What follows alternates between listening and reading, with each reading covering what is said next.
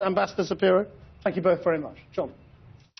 Harvey Weinstein's former assistant, Zelda Perkins, has told MPs a gagging order she says she was forced to sign when she left his company was morally lacking in every way.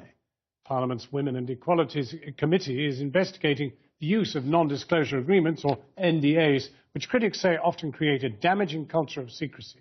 Jackie Long has this report. Rape, attempted rape, assault. Some of the allegations made against one of Hollywood's most powerful men. Film producer Harvey Weinstein denies all claims of non-consensual sex. Today, one of his former assistants appeared before the Select Committee. She said she was forced to say nothing about what she knew by a non-disclosure agreement she didn't dare break for 20 years. I resigned because he sexually assaulted and attempted to rape a colleague of mine, a colleague who had recently been employed. She'd only been with the company for a month and had only met him once. Zelda Perkins then said Miramax, Harvey Weinstein's company, then began the process of making her sign a non-disclosure agreement. The pressure, she said, was unbearable. There were two particular sessions that come to mind. One where we did a morning session, and then we went back at 5 o'clock in the afternoon, and we were kept there until 5 o'clock the following morning.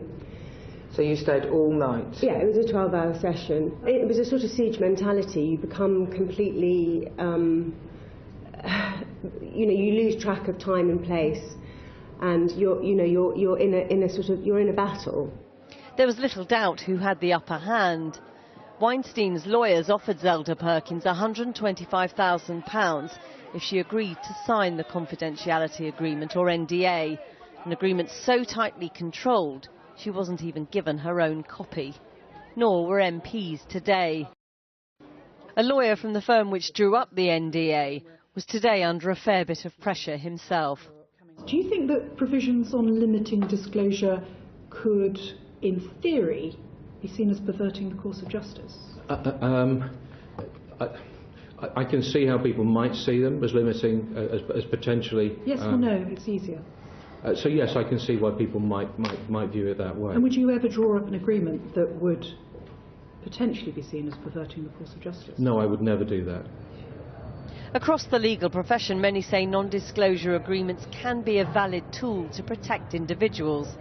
But more needs to be done to make sure they're not misused. Clearly, in these circumstances, there are real and legitimate concerns that they have been abused, and abused in a way that creates a culture of secrecy and impunity for wrongdoers around sexual assault. And we must do as much as we can to encourage women who have suffered these, suffered assault, suffered sexual harassment, they feel comfortable coming forward, and we don't put any additional legal pressure or otherwise on them to stop them coming forward. But how to uncover just how many people have felt forced into signing such agreements when by their very nature the agreements themselves remain a secret?